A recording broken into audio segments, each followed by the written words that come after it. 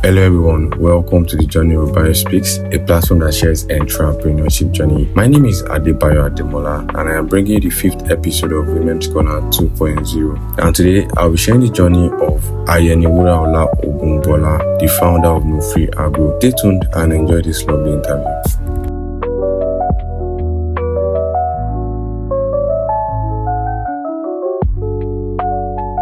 By getting to know you, who is Ayeni-Wuraola Ogungbola beyond the name? Okay. I thought this was a video call, but it's okay.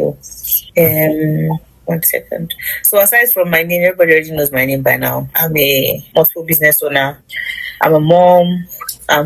What else? What else again? There's nothing really that much to know beyond beyond the name. I'm a biochemist by degree. Went on to study international business to be able to position businesses across borders. Beyond that, I'm just a regular girl like everybody else, I think. All right. But what does a regular girl does? Because we don't really know what does. We, our brand, don't really know what a regular. You don't know what regular people do. Yeah, we don't. I do what again? I'm mommy at home. I do the basic things, to be fair. Outside of my name, outside of doing business, I prioritize personal time. I like my space. So if I'm not working, I'm most likely on my bed in front of my laptop watching Netflix. Contrary to what many people think, because I'm someone who does many things, and the perception people have about me is she's very uptight. She only works, but I party, I play, I take rests. In fact, plenty of rest. All right, so interesting. Yeah. So let's talk about your personal background now. I know you've spoken about yourself when it comes to how you rest or how you spend time outside your work. So let's talk about your personal background and also your educational background. Okay. So I grew up the second of 3 children. I'm a sandwich child, which means I'm the only girl. I have 2 brothers. One is in media communications, and the other one is a doctor. So I come from a very strong family of hardworking men and women. My parents are civil servants. They're retired, but they serve the government pretty much. And my grandparents too were very deeply rooted in politics, law, and entrepreneurship. So I think that's why I came out to be like this. But yeah, and personally, I think I mentioned it before, I studied biochemistry in my first degree. I went on to study international business years later. But in the space of doing that, I have quite a bit of experience in many different fields before anything else. Yeah, and I took some short courses as well. Because growing up, my father is someone that never likes any child being idle. So there was never any holiday that I didn't have to learn a skill or learn something. So even aside from the business side, I do things like web design, branding, and all those things on my own. But freelance, it's not something I particularly enjoy doing. I just do it because I don't have a choice, or maybe one staff is vexing me or something. Yeah, then I just get to it and do it myself. But yeah, that's my background. Yeah, very impressive. Awesome. All right, so let's talk about your career journey. Yeah. Right. So how did it all begin? How did you start your career journey? To be fair, I started I've been a child that I've always known that I don't think I'm cut out to work for people. Number one, because I'm very bold. I'm someone that I think that entrepreneurship has even softened me a little bit. The irony. So I don't think that many people don't like smart mouths. I'm a smart mouth. I'm never shy to, say the things that I dislike and things that I like. So I knew that I wasn't going to last under paid employment. That's for starters. Then we're talking about career now, right? Yeah. Yeah. Then in my, I think during my internship in school, that was how I started, to be fair. I did my internship in University College Hospital, Chemical Pathology Department, where we ran laboratory analysis and tests for various kinds of diseases. And I think that was like the beginning of my agribusiness journey, that I didn't think it was going to matter much. And then after that, when I finished, I worked for a bit in Nigerian breweries, Ibadan. Then I went on to do my NYSC, where I was a teacher, teaching computer science and integrated science. Then I went to Lagos in 2012 or 2011. I went to Lagos, took a program and started working as a research analyst somewhere in Surulere. And then did quite a bit. I've worked in quite a number of places, to be fair. I worked in a hotel as an accountant at a point. I worked in a beverage company in Victoria Island as well as a customer service personnel, Jaguar Beverages. And then before finally going to work at Credit Direct Limited, which is a finance company, until I went full-time entrepreneurship. So I think I forgot to mention that when I was talking about my background, I grew up with my grandparents I stayed with them for a number of years, and we grew up on the farm. We farmed everything that we ate from start to finish, which really pissed me off because I didn't think I was ever going to go back into the food space. But I think somehow God has a way of preparing you towards where you want to be or where you're supposed to be. Yeah. So I think that's it basically. And in 2019, in 2019, when my child clocked 1, I resigned from Credit Direct to face entrepreneurship fully, because at that time, people were beginning to tilt towards my brand. I was beginning to get people to say, you know what, take this amount of money, trade with it and see if it's going to do anything for your business. So yes, that's all right. Then. Yeah, that was a long journey. I tried to keep it as short as possible because there are some information that are not even necessary. Okay. All right. So you mentioned that you disliked farming when you were with your grandma. Yes. Yeah. So why was that? So because as an only girl, you practically do most of the work. That's one. I didn't like it because everybody would be sending me on an errand, and I just, again, I like my space. I tend to people tend to assume that I'm very all over the place. I like my space, so I don't. People that I don't know. I think I fall into the category of people that they are both introverts and extroverts. I can be outside when I want to, and when I'm inside, nothing is moving me from that inside. So I always prioritized my personal space, even as a child. And when everybody just come and say, "Yeah, go and wash, please. Come and it's time to make palm oils, time to do all those things," it used to piss me off. And back in those days, there was nothing like technology, to be honest. Everything was done by hand, and I hated it. Palm oil, we would use our feet to practically dehusk the palm oil from the palm kernel from the pulp, or what was it called now? We'll pick cuttings, we'll harvest sugar canes. All those things sound like fun, because I used to do those things with my brothers and my cousins. However, when it was time because I was the eldest of the cousins, in fact, so everything still fell on my shoulder. It was just a lot of work for a child. I think I grew up too independent, or too, how do I put it now? Too conscious of you have to work hard kind of thing. So I just didn't like it because I had to do all the work, and I had to do all the work by hand. And now there is equipment that's used to roast gari and all those things. Those things we use hand do. No. Because of it, till now, you can't catch me doing some kind of agri products like locust beans. You can never ever catch me doing it. Like palm oil, you can never find me in palm oil business. Like, it gives me PTSD. So yeah. All right. So let's talk about what motivated you back to agriculture, right? Now you started leading 3 ventures, right? Yeah. Fair Agro and the rest, right? So what inspired you, and what gap are you open, or were you open to fill? Right. So honestly, if anybody had told me 10 years ago that I would be maybe 20 years ago, 15 years ago, that you'll be doing food business, I'll probably just laugh at the person like, you don't know what you're talking about. However, I would say that my first motivation was I was very broke. I didn't have money. I had just returned from the US with my family at that time, and I didn't have any money. I used all my life savings to buy baby products and baby, like, that was all I did. And coming back to Nigeria, I didn't have a job. My husband didn't have a job at that time. So how are we going to survive? And I like money more than anything. I don't think anybody like money, but I don't ever hide it.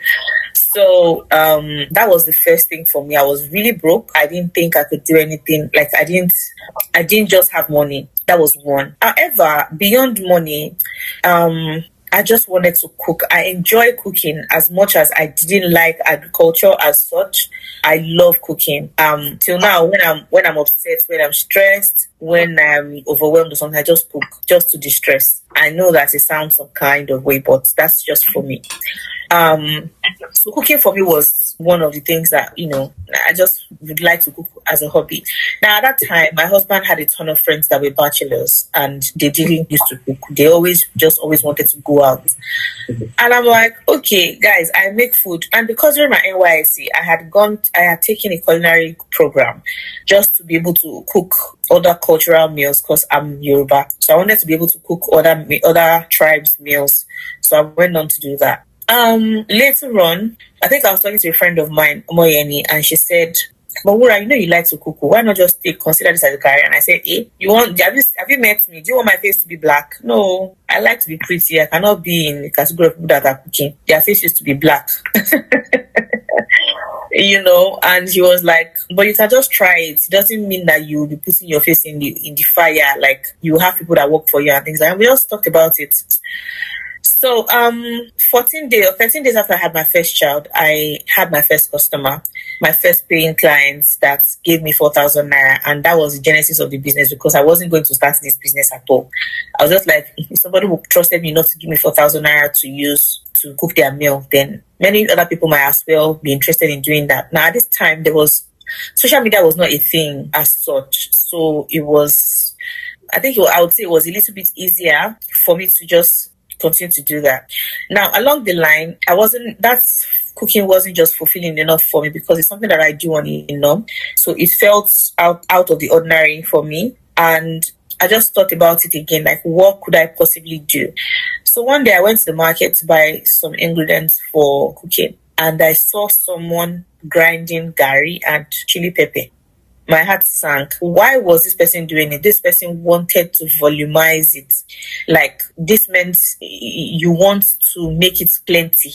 So there's a way they mix chili, pepper, and cassava. There's a way they do it. And they were doing it right in front of me that day. That was a wake-up call for me. I wanted to make more impact at this point. I wasn't just fulfilled enough. I didn't think I was reaching more people.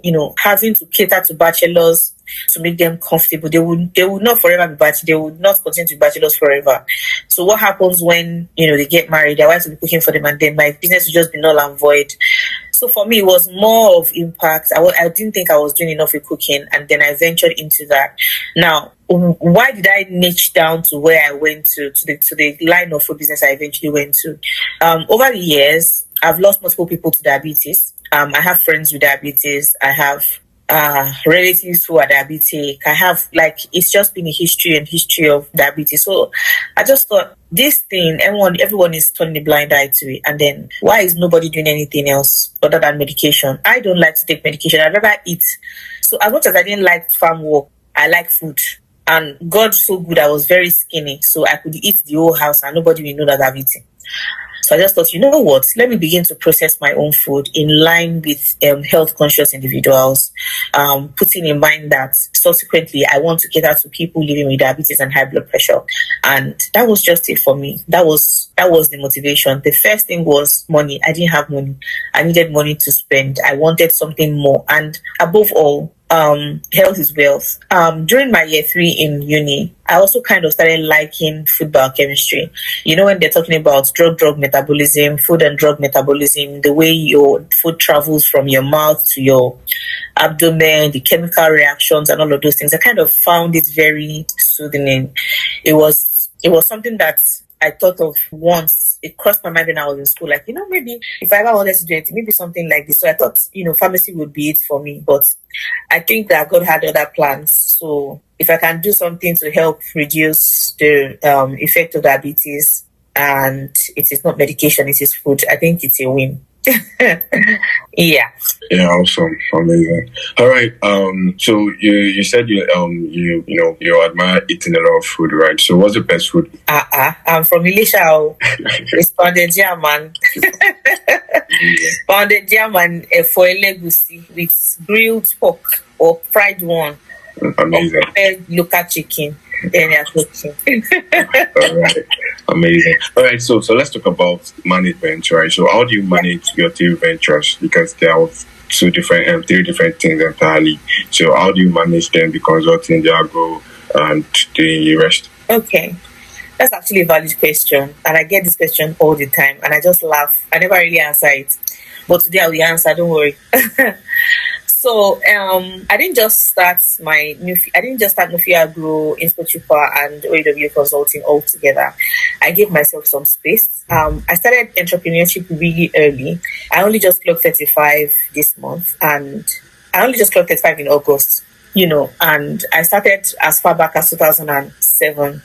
I think the first thing we should discuss is my initial startup, because none of these three businesses were the businesses I started with. So I started as a beauty vendor. I used to do makeup, pedicure, manicure when I was in uni in my year one in 2007. And then I used to braid hair. I used to do sewings. I used to do quite a lot of things at that time. Before then, sometimes, when there's no money and all that, we'd probably sell some empty bottles of drinks. My mom had a small shop. I would stay there, so I got pretty exposed to buying and selling really quick. Sometimes I would even go and sell the bottle in sawmill. I would put it on my edge and come back, or people that it was just an interesting childhood journey for me.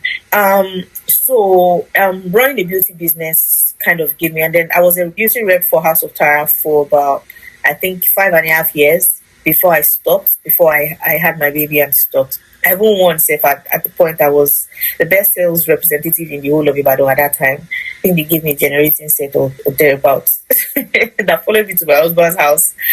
That being said, that business kind of was like the foundation of enterprise for me. I was able to understand so many things in terms of operations, running a business and things like that. So when I started Nutrifield Foods, it started off first as IYL Foods. That meant Ayeni-Wuraola Ogungbola until we rebranded into Nutrifield Foods and Agro. I had been in Nutrifield for how many years now? I started in 2016, and I didn't start in Spochupa until 2022. So that's like a huge difference. The motivation was, or the reason was, Nutrifield is a brand of products that you have to go and cook with those items before you can fully enjoy the goodness of the product. By this, I mean like condiments. You still have to make some jollof rice. You have to add the jollof rice seasoning into it and things like that. However, there are people that would rather just snack. They'd rather just snack, and they want to snack healthy, which was well birthed in Spochupa Snack Company. In terms of management, it's very easy. I think it will interest you to know that I do not like to bake. I hate it. Just like I don't like farming. I didn't like it because I had to use my hand to do many things. And I like myself a lot. Let me speak like the normal me. I like I like myself the way I am. I don't always like to, like, I don't want to get my hand dirty. I don't want to. There are certain things that is very somehow that's just me. So I don't like baking at all. Back in those days, my mom used to bake. She used to bake cakes. She used to do communion breads and things like that. And I was one that was taking the fall for it. So using your hand to beat sugar and butter, I know that the equipment and everything, technology has really done quite a lot now. But I didn't like it. So I don't have to, because I know that I don't have to be physically present in mixing. Now there are mixers that do it. There are people who I employ to do this work. So it's not as difficult as it looks like. I would say that one of the biggest aspects of managing all these businesses is the use of technology. I'm very big on tech tools, even with my consulting, even with like everything I do. Technology has been a major aspect of growth for me. It has really, I can't begin to say how much it has helped, productivity, scaling, and accessibility of my products across borders. So that if in terms of management, and then experience as well and upbringing. Experience is the number one, followed by technology, and then you see upbringing also matters, because I've seen these things happen. I've seen the way I was very exposed to many of these things when I was a child. So I quickly adjusted as an adult, and that's why it looks like this thing is easy, but it's not as easy as it looks, especially because I'm a mom, I'm a wife, and I still like my space. I hope that answers your question. Yeah, it does. It does. Right. So, when the question was sent to me, right, I was, trying to get, how you, get the name or the brain behind the name Insochupa, right? Because it sounds like an Indian name. So I was trying to get, the meaning, how you, came up with the name. To be fair, Insochupa is just a playful name. So people who know me know I'm an extremely playful person. I know I look very different in my pictures on social media, but I play too much. So one day I think myself and my son were playing, and we were watching a cartoon or something, and he just came out and I said, Chupa, it's just a playful name. It doesn't carry any weight. And so when I decided to use it as a snack brand, it was because I wanted that vitality, that playfulness, that inner child, so to speak. I wanted, as you're snacking on the product, you see that it is you want to be happy all the time. You want to be joyful. You just want to have a connection with your inner child. That was the line of thought when I was creating that name. So it really doesn't carry any much significance or meaning. It's just a really playful, vibeable kind of product, I would say. All right, amazing. All right, so let's talk about the OAW consulting. All right. So what does it focuses? Okay, OAW Brand Consulting is a management consulting firm. Originally we started in Nigeria, and then we've expanded now to the United Kingdom and the United States. I'll tell you why that business came about, how it came about, and what we do. I'm sure that would better answer your question properly.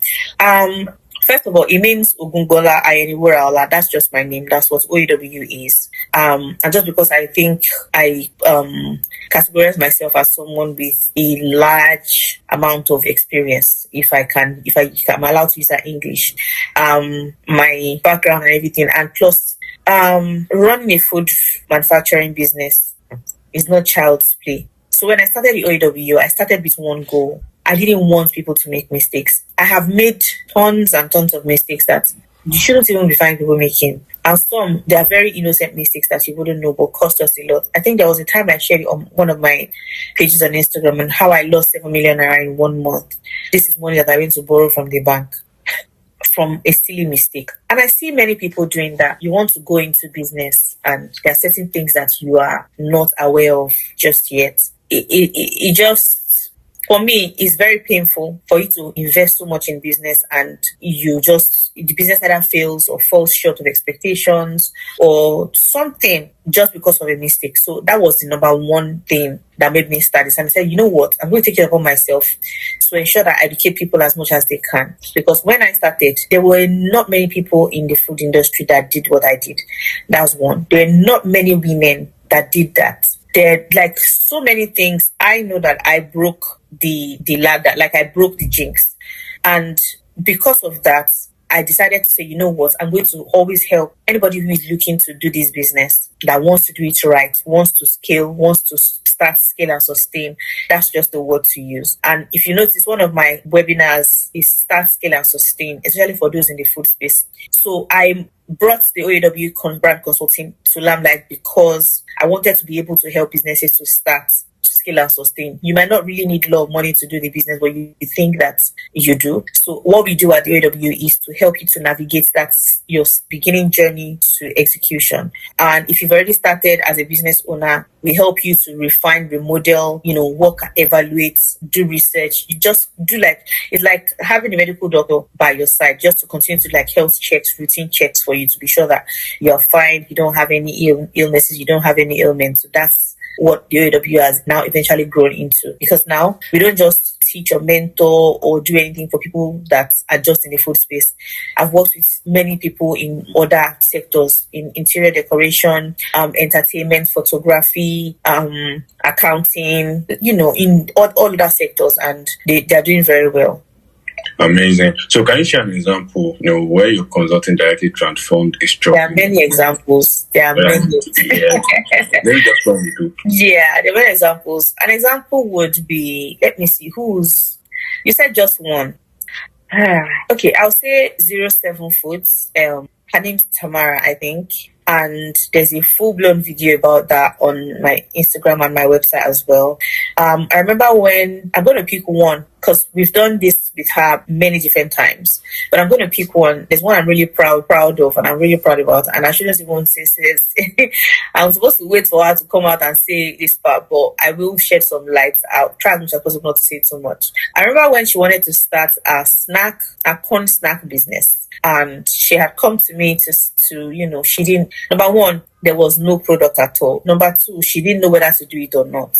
So for me, I was like, let us even go right into it. Let's see. So from the name, from the branding, from the customer, what's it called now? Customer avatar, to selling models, to pricing, to production, batch formulation, to every single thing. Today, they sell nothing less than 5,000 packs of that corn snacks in a month, not less. So I don't want to give out too much information. I want her to come out and say it by herself, because there's so much in the works, especially for this particular one, that even after we have paused the consulting service for her, I see what she's doing. She's in over 28 stores, or over 30 stores now across Nigeria. That's a big win for me. That's a very big win. And a big flex. And you said only one, so let me just keep quiet. Yeah, only one is fine. Okay, that's fine. Yeah. Fine, yes. Yeah, so you made mention that you actually, when starting up your business, you actually loan money, for Yes. 7 million rather, right? And Yeah. all that. So let's talk about your financial bits. How do you think every startup, I know you've mentioned something, right? But how do you think every startup founder should develop early, when it comes to starting up a business? Number one, it's not as easy as they think it is. So they need to factor in the money that they're going to spend in starting. That's for starters. Number two, learn to pay yourself. It is hard. It's a terrible financial habit that we don't see. We think because we're not making that money in the very beginning, we'll just be winging it. I wish I knew that very early. I wish someone had told me that I should pay myself, even if it means that I will put that money back into the business. So let it reach that business is paying you every month. You would need it for your financial records. You would need it for instance, you want to do an application 15 years down the line. They tell you to go and pull the document that you have used to pay your payslip since. You say you claim to have been working in your business for so and so years. So pull out the payslip that you have been paying yourself for so and so length of time that you have claimed. You have nothing to show for it because you are not paying yourself. That's one mistake that many of us make, and it's just because we are not aware of it. So how to do this is pay yourself from that money, even if that's the only money that you have. Let that money come out of your corporate account into your business as your salary, even if it is 20,000 naira or 50,000 naira as a startup, whatever it is you think you are worth paying at that time.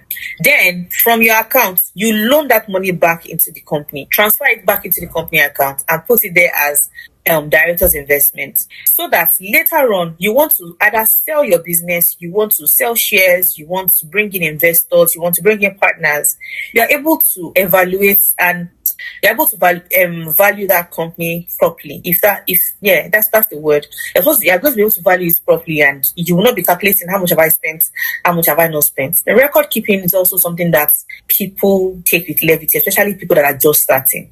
Just because you are starting does not mean that you cannot put structure in your business. The best time to structure your business is when you're just starting, so that habit grows with you in the business.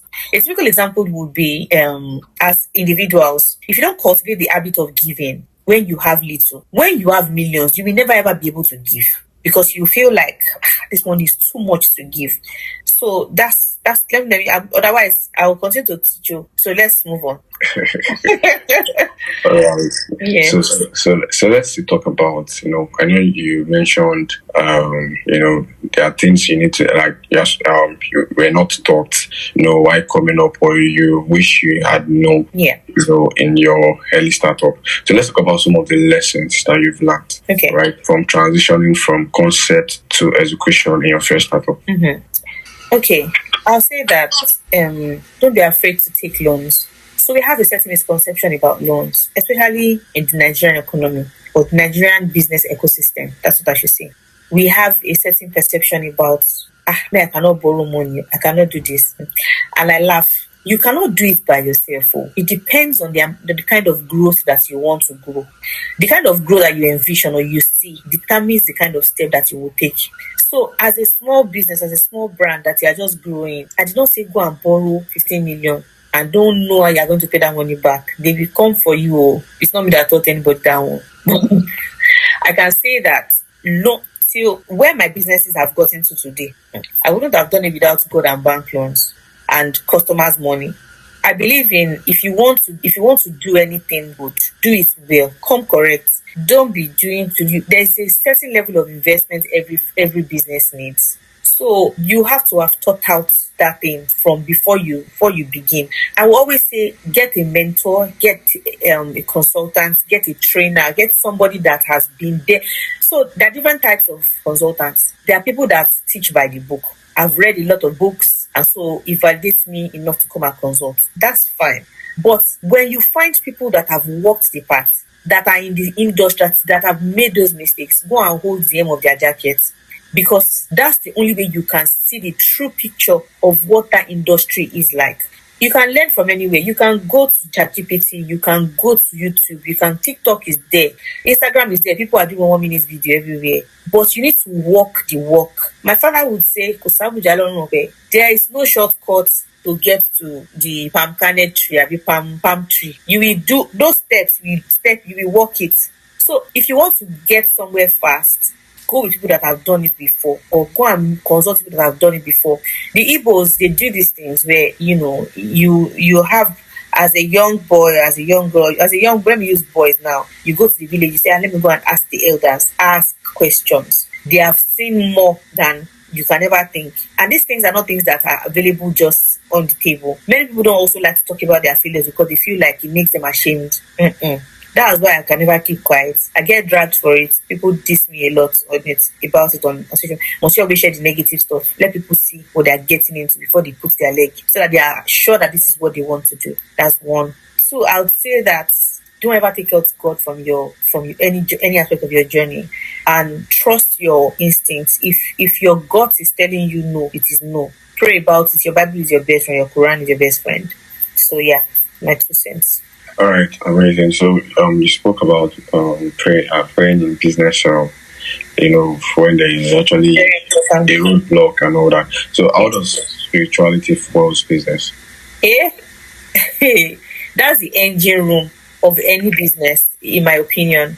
That's the engine room. Anyone who works with me, my employees will tell you, I'm not a saint, but I'm also very big on spirituality.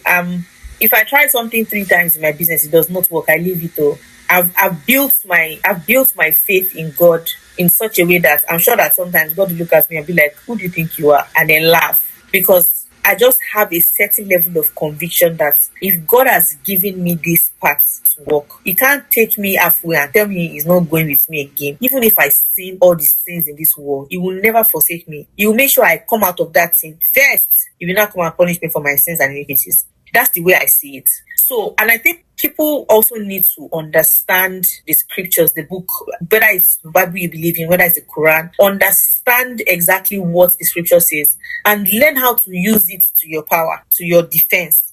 When I was growing up, one of those days in church, they would tell us that they give an example in church. I remember, I think I was about 13 or 14 years old. The pastor was preaching and said, because then I was attending Anglican, or was it? Yeah, I was born Anglican. So the preacher was talking about, was this an Anglican church or a redeemed. One of those churches, and said, what if you're being confronted by the devil? The devil comes, opens the door, comes at you. What would be your first line of action? What's your defense? And I remember saying, I will take my Bible and I will point it at the devil and I will say, get behind me, get away, this. And the person laughed. And he said, holding the Bible and pointing it at the devil will just be laughing at you, because that just means you don't know what you're doing. But understanding the word and confessing those things, it takes the devil out of the picture.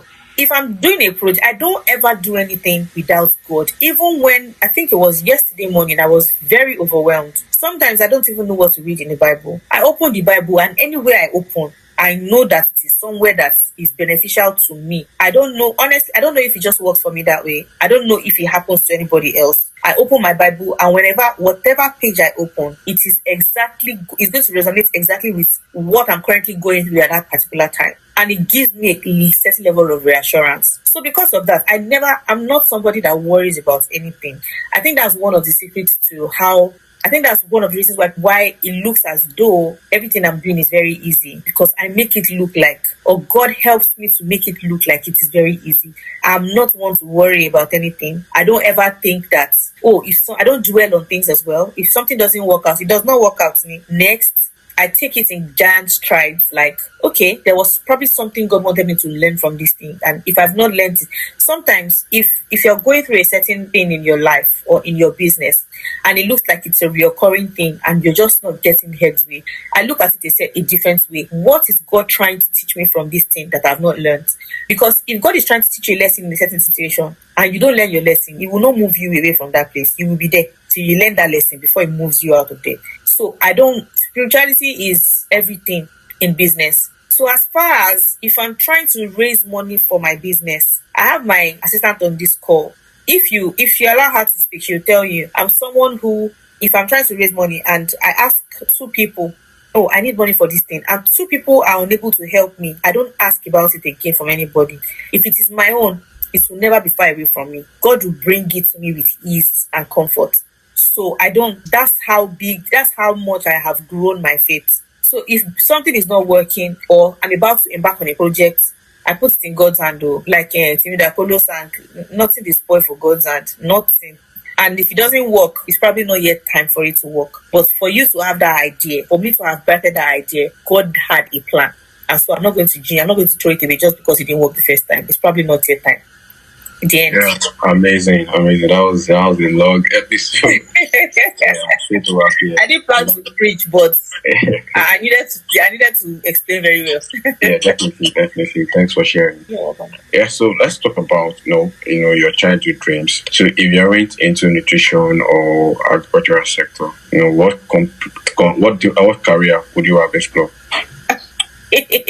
You don't want to know. Maybe theater or comedy. Maybe. To be fair, I don't think I see myself doing anything else.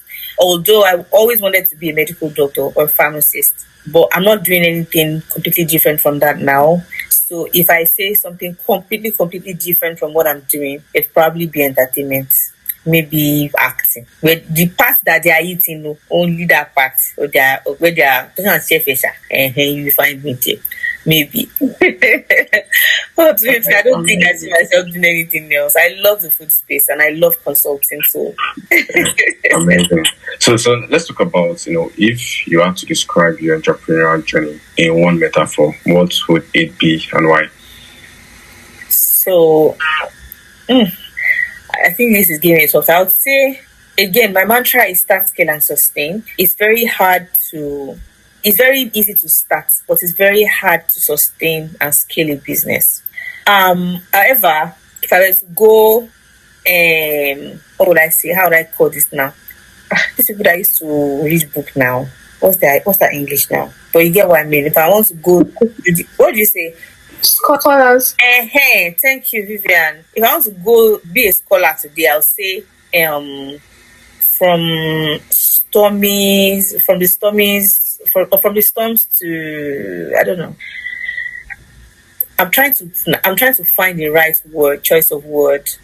Navigating the sea. I don't know what the English are you want to be speaking this interview. I don't know. But I think what I'm just trying to say is making gold, the making of gold.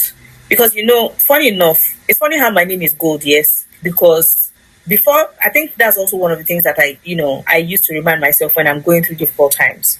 Like, before you see that perfect finished gold bar, the amount of fire and furnace that gold must have passed through must have been a lot. Like, you have to have gone through the fire to come out so graceful. And I think that is just that's just my story. I won't lie, I've not had it very easy in these industries, and even as a child, because being an only girl in an era where nobody really prioritizes women, even though my parents did prioritize me because I'm more like an omotanwa, it was still a very challenging time to be in. And growing up, navigating business on my own, raising a team, managing people, Jesus Christ. It has just been like passing through the furnace would be the ideal metaphor for it. Like, as you can still come out graceful, smiling.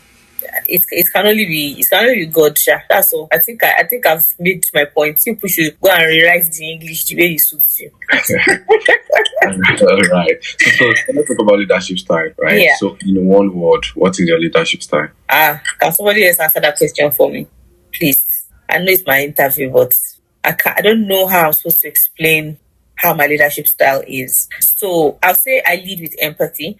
I'm not very much of the kind of boss that likes to boss people around. At the same time, I don't believe that you cannot use your head. I'm that kind of boss that would leave you to, allow your creativity to do the work. However, I like what I like. I would make my point. I always make my point in such a way that it doesn't directly bring down your morale. Because I think I'm just a leader that just likes to also see my employees, thrive. Because I believe that if your employees are happy, your business will never lack anything. If they're having a time of their life, it will show in everything that you are doing. That's how I'm able to rest as well, because I think I give my employees freedom to be who they are. There's also an open door policy where you're able to speak your mind respectfully. As much as I'm a free spirit, and it also translates into my leadership style, to be fair. However, there are some things that I do not take lightly. As chill as I can be, I'm a chill boss, that's the word I should say. As chill as I can be, you cannot play with my work. If you play with my work, I'm very fierce. I will come with fire and brimstone. You will not like it. So my team understands that this is the kind of boss that we have. I play a lot, but our work gets done when it's supposed to be done. There's been instances where we've had employees that could not handle that kind of working environment. I think because in Nigeria we are so used to working in toxic workplaces that we are not used to certain levels of enjoyment, if that makes sense. I prioritize comfort for my staff. I prioritize their mental health as well, even though sometimes we work, and that's why some of them, if you call them middle of the night, which is not good though, but some of them are willing to also do. If you say hi, you can do this in the morning. So no, MD, what do you need? If you are blessed, I'm just blessed with people that also help me to stay sane. I've had my fair share of end time employees, I will tell you. But yeah, I'm practically a chill boss, and I'll say someone who likes to lead with empathy, but I don't like theft, I don't like dishonesty, and I don't like laziness. You cannot even work with me, I'm lazy. You would have resigned since if you are lazy. Yeah. All right. So I'm going to say it's fearless. Thank you for helping me. I don't know English, but I know my work. I'm messing me. Yeah, all right. I know you have a lot of recognitions, right? So what are some of your recognitions? I won't say a lot, but I will say that it's been in the areas where I work and where I play. Have had this recognition from Access Bank for helping them to teach and lead entrepreneurs, especially those in the agri-food space. I've had that. I've had this nomination from the United Nations POLAC as well for peace. ambassador, I think something like that. Can't remember the exact words, but maybe we'll send it to you via email. And I've also had one from the Foodpreneurs Hub, where just in thanking me for the work that I do in the agri space, food and FMCG space as well, and also in mentoring intending food manufacturers and people who play in the food and beverage ecosystem as well. Wow, amazing. Very impressive. All right. So so if you could speak to your younger self, what advice would you give her? I would say that knowing everything I know now, I would say aspire to be your guy wife.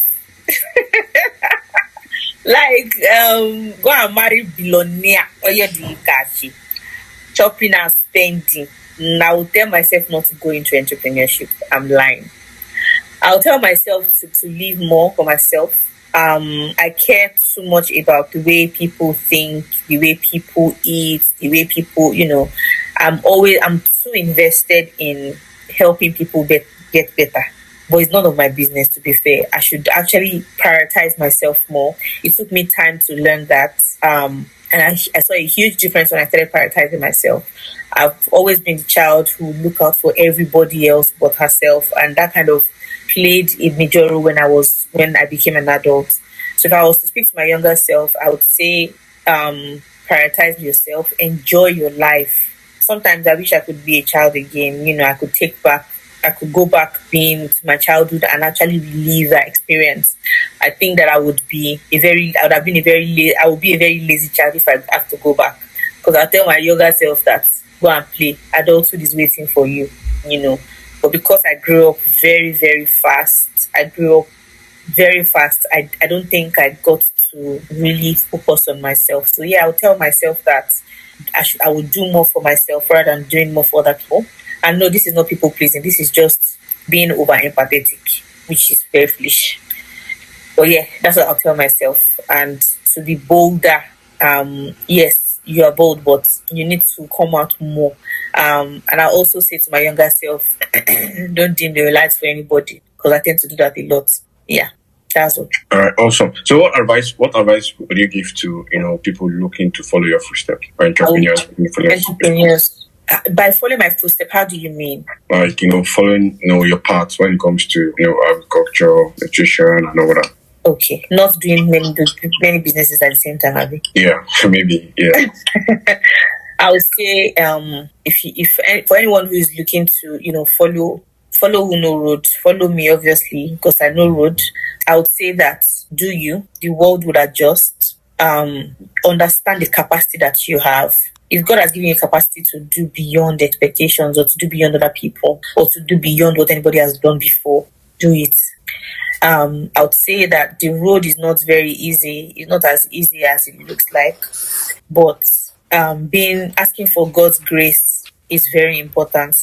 I'll also say that ask for help when you need. The help you need might literally be next to you and you don't know, but you need to be vocal about what you want and where you want it from. You also need to have a heart that you have to have like a eyes that sees. What do I mean by that? You need to look at the bigger picture. Where I want to go, where I want to be, I'm not even halfway there. I've not scratched the surface. So if you are looking at me, I want to be like this person. The first thing that you should have is a big dream. Have that big picture in front of you, so that it helps you to shape where you're going. You can visualize as long as you can see it. Even the Bible says, as far as your eyes can see, He has given to you in many ways, like beyond what you have even asked for, even before you ask. Imagine asking a friend and saying, "Oh, I need help." And your friend is already just helping you to reason, my friend, I want to give you this thing, but I would only have it at the end of the month. But then, if I give you whatever I can give you now, it cannot be up to what you have asked for. So, do you want this half, or you will wait till the end of the month? That's almost the same way God works.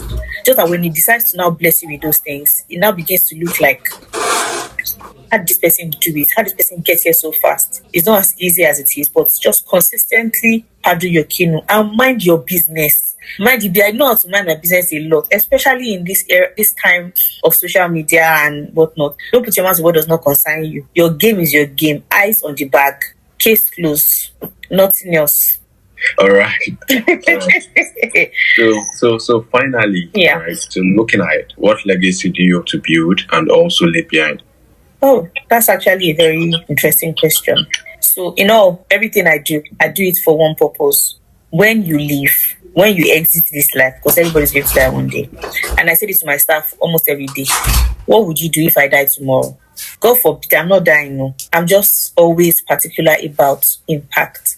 I like to live a life of impact. So for me, it is not about how many people see me, how many people recognizes the work that I'm doing. You don't have to even give me award or say, take this thing. But I want to exit this life knowing that I have impacted XYZ businesses. People I can go and people will still talk about the work that I have done, the positive impact I have made in their lives. And I say this because when I got into when I started looking for jobs and I started building a career for myself, every single place I went, they would ask, the minute they hear my name, they say, "Oh, are you so and so person's daughter?" And I say, "Yes." Come, let me help you. Your father was an extraordinary person. Your father did this for me. My father is still very much alive. But if you notice, my maiden name is now an extension of my first name, which is Ayeni-Wuraola. I didn't drop that name because of the doors that name has opened for me. If I walk into a place and the first thing they're asking me is, "Who is your father?" it makes me wonder the kind of life my father lived as a young boy. This man probably helped the whole nation at this point. Or if I'm able to still benefit from the good that my father has done, or you go somewhere and you say, "Oh, I employed someone who my mother has helped her mother-in-law sometime. I didn't know." And I say, "Oh, your mom was the one that helped my mother-in-law when she was on dialysis and she went to buy this for this person." And I said, "Really? I had no idea of all these things." But if I see my parents do this and I'm benefiting from all of those things my parents had done, and I go into a place, I worked the first person that gave me money for something for my business. I just thought to say, I think I've heard your father's name before. Take this 200,000 naira, go and use to buy these cartons. I didn't know this man from anywhere. I've had instances like that. So for me, living a life of impact I'm very big on it. I am very big. I have 2 sons. I want them to grow up. I want them to see that, "Oh, this is what I want."